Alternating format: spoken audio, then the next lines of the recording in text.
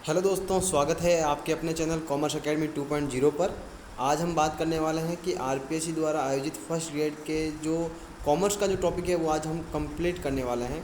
यानी commerce subject के अंदर जो 11th 12th आपका बीकॉम और एमकॉम, ठीक है, ये सारे जो लेवल होने वाले हैं, तो हम बेसिक से इस क्लास को स्टडी करते हैं। तो आज हमारी क्लास फर्स्ट होने वाली है, जिसके अंदर अंदर हम अकाउंटेंसी यानी लेखा शास्त्र, जो आपकी 11th क्लास का जो चैप्टर है उसको कवर करने वाले हैं। लेखा शास्त्र यानी अकाउंटेंसी, यानी मैं ये क्लास जो है 0 लेवल से स्टार्ट करने वाला हूँ, यानी शून्य लेवल से आपकी क्लास स्टार्ट होने वाली है और जो ये क्लास है आपकी हाई लेवल तक जाने वाली है। तो इस क्लासों को आप पूरे तक ज़रूर देखिएगा। ये एक श्रृंखला समझिए या एक पूरा कोर्स समझिए।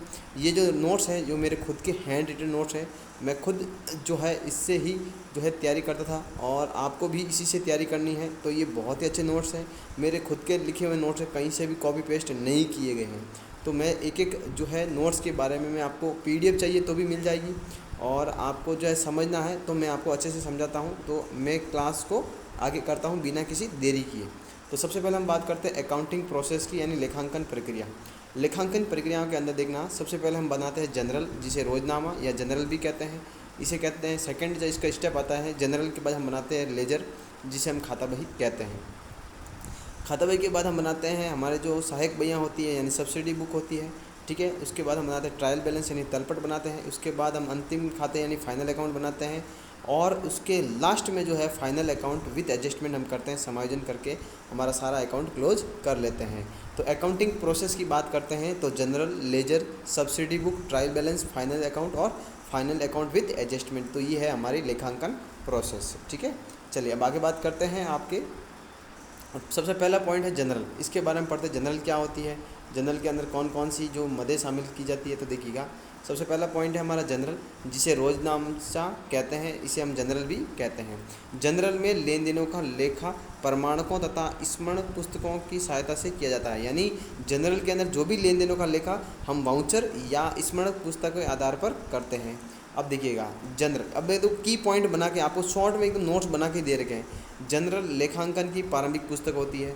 जो भी हम सबसे पहले जो भी लेन देन, छोटे मोटे लेन देन होते हैं, उनका लेखा हम किसके अंदर करते हैं, जनरल के अंदर करते हैं। तो ये हमारी क्या होती है, प्रारंभिक पुस्तक होती है। जनरल के आधार पर हम जो है खाता बही यानी लेजर तैयार करते हैं, ठीक है। उसके बाद देखिए जनरल पुस्तक पालन यानी बुक कीपिंग का ही एक भाग माना जाता है, ठीक है। आपका जो जनरल है वो किसका भाग माना जाता है, बुक कीपिंग का एक भाग माना जाता है। जनरल में लिखने की प्रक्रिया को क्या कहते हैं, जनरलाइजिंग। वेरी इंपॉर्टेंट क्वेश्चन, यहाँ से देखो ये क्वेश्चन बन जाता है आपका आरपीएससी के अंदर। ये क्वेश्चन कैसे बनते हैं मैं सब बताता हूँ। यहाँ पर एक क्वेश्चन बनेगा कि जनरल में लिखने की प्रक्रिया को जनरलाइजिंग या अभिलेखन दर्जा करना भी कहते हैं। यानी आपको क्वेश्चन ऐसे पूछेगा जनरलाइजिंग किसे कहते हैं, तो लेखा पुस्तकों में लिखने की प्रक्रिया को क्या कहते हैं, जनरलाइजिंग कहते हैं। जनरल के प्रतिदिन होने वाले लेन देनों का तिथिवार क्रमानुसार दर्ज किया जाता है, इसलिए जनरल को रोज नामचा भी कहते हैं। वेरी इंपॉर्टेंट क्वेश्चन, रोज नामचा किसे कहते हैं, यानी दिन प्रतिदिन के जो भी लेन देन होते हैं उसे हम एक पुस्तक के अंदर हम जो कर्म अनुसार, तिथि अनुसार जो है दर्ज करते हैं, इसीलिए जो रोज नामचा भी कहते हैं।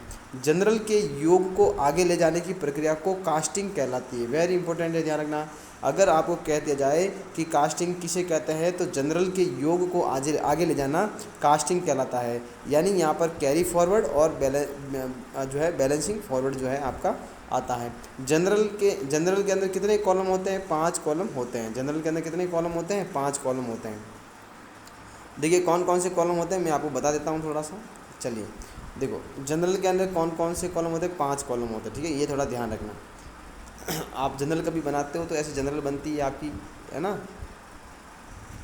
ये देखिएगा, पहला आपका डेट का कॉलम आएगा, दूसरा पर्टिकुलर का आएगा, ठीक है, और तीसरा आपका एलएफ लेजर फोलियो का आएगा, फिर डेबिट का आएगा, फिर क्रेडिट का आएगा। तो ये आपके कितने होते हैं, 5 कॉलम होते हैं। जिसको नहीं पता है वो देख लेना।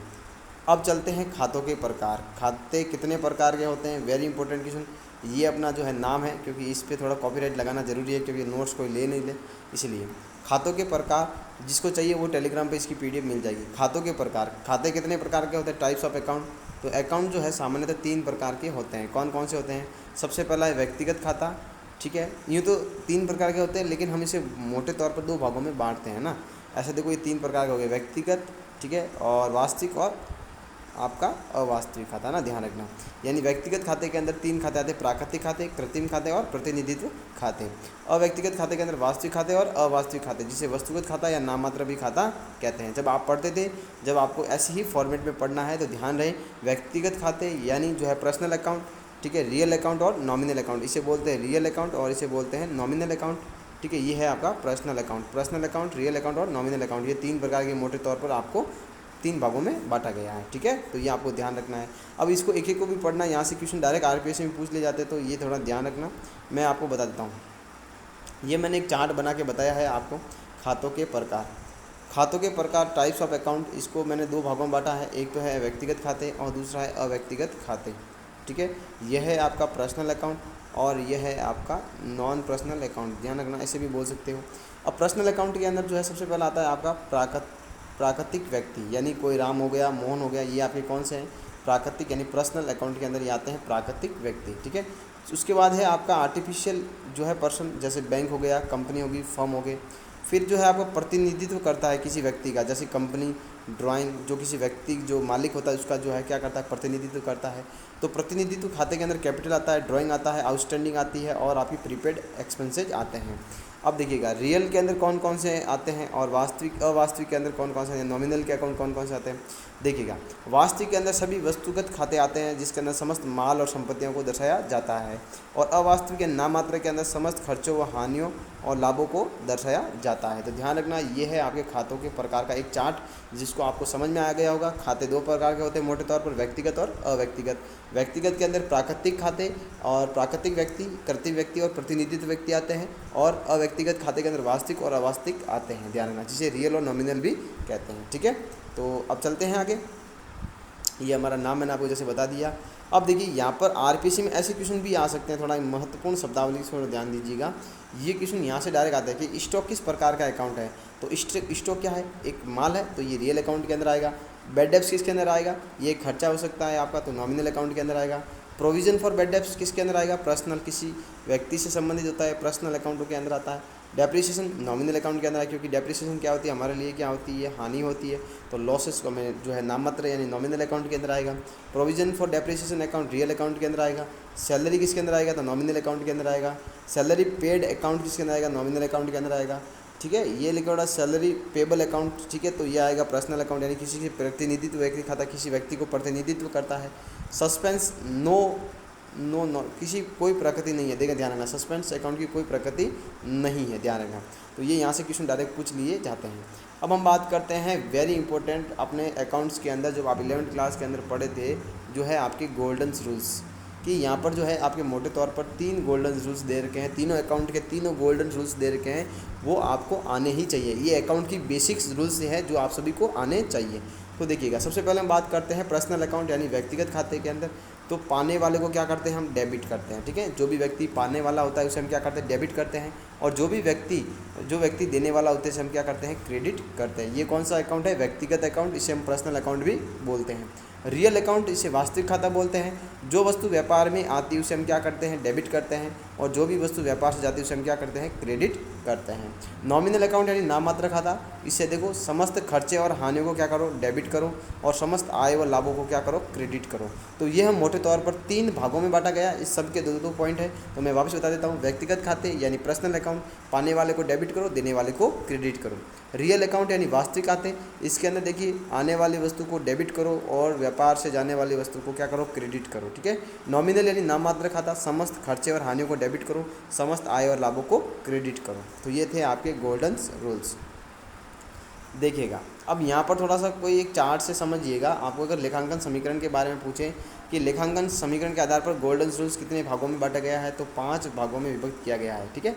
तो एसेट बराबर, अगर संपत्ति जो है वो कैसे आएगी, आपकी कैपिटल और लायबिलिटीज़ दोनों को जोड़ करके आ जाएगी, आपकी एसेट आ जाएगी। अब देखना, संपत्ति खाते, सबसे पहला क्या है, एसेट खाते।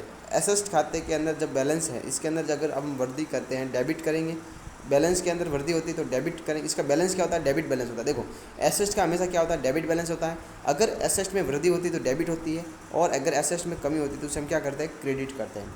लायबिलिटीज़ का कौन सा बैलेंस होता है, क्रेडिट बैलेंस होता है। ये इंपॉर्टेंट क्वेश्चन है, यहाँ से डायरेक्ट एग्जाम में क्वेश्चन आते हैं, ध्यान से रखना। ध्यान से सुनना। दायित्व का कौन सा बैलेंस होता है? क्रेडिट बैलेंस होता है। अगर दायित्व के मूल्य में वृद्धि होती है तो क्या करेंगे? क्रेडिट करेंगे। और दायित्व के मूल्य में कमी होती है तो उसे क्या करेंगे? डेबिट करेंगे। हमारा पूंजी खाता यानी कैपिटल अकाउंट तीसरा, अगर कैपिटल अकाउंट का जो बैलेंस होता है वो क्रेडिट होता है। अगर उसमें कोई वृद्धि होती है तो उसे हम क्रेडिट करते हैं, और उसके अंदर कोई कमी होती है तो हमें डेबिट करते हैं। व्यय और हानियाँ, जो भी हमारी इनकम एंड एक्सपेंडिचर है, अगर इसके अंदर इसका डेबिट बैलेंस होता है और इसके अंदर वृद्धि होने पर डेबिट करते हैं और कमी होने पर क्रेडिट करते हैं। और इनकम एंड आपका जो है प्रॉफिट अकाउंट जो है, इसके अंदर जो है बैलेंस आपका क्रेडिट होता है, वृद्धि होने पर क्रेडिट और कमी होने पर डेबिट करते हैं। ठीक है, चलिए आगे चलता है। एक लास्ट टॉपिक आज जनरल के बारे में देख लो, एक दो एंट्रियाँ बता देता हूँ। ठीक है, जनरल प्रविष्टियाँ यानी जनरल एंट्रीज, व्यापार प्रारंभ करने की प्रविष्टियाँ। मोस्ट इंपॉर्टेंट, जो आपको क्वेश्चन डायरेक्ट पूछ लिया जाता है कि व्यापार प्रारंभ करने के लिए कौन कौन सी एंट्रियाँ हैं। तो देखिए, व्यापार प्रारंभ करने के लिए बहुत सारी कंडीशन होती है। सबसे पहले आप नकद में अगर व्यापार प्रारंभ करते हैं तो एंट्री होती है cash account debit to capital. अब ये पूछ लिया जाएगा केस कौन सी प्रकृति का खाता है, तो केस एक रियल प्रकृति का खाता है। और पूछ लिया जाए कैपिटल किस प्रकृति का खाता है, तो कैपिटल पर्सनल अकाउंट का एक भाग माना जाता है। अगर तुम कोई गुड्स या कोई माल लगाकर कोई व्यापार प्रारंभ करते हो तो एंट्री हो जाएगी stock account debit to capital. यह स्टॉक जो है रियल अकाउंट होगा और कैपिटल आपका पर्सनल अकाउंट होगा। अगर आप फर्नीचर लगाकर कोई व्यापार प्रारंभ करते हो तो furniture account debit to capital, ये आपका अकाउंट होगा। अब रियल अकाउंट क्या होगा? आपका फर्नीचर हो जाएगा, और जो है पर्सनल अकाउंट आपका कैपिटल हो जाएगा।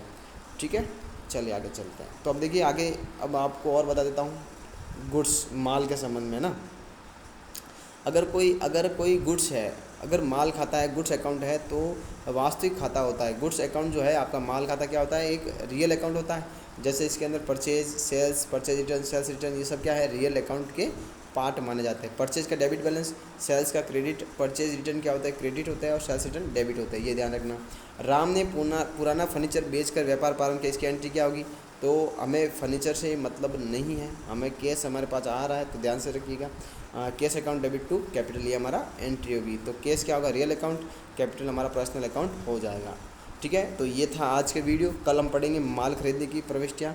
और आज का वीडियो ये कैसा लगा कमेंट बॉक्स में कमेंट करके ज़रूर बताइएगा। तो ये आज बेसिक इंट्रोडक्शन वाला वीडियो था। तो कल हमारा जो क्लास सेकंड होने वाली है, तो आप सभी ज़रूर बताइएगा ये क्लास आपको कैसी लगी।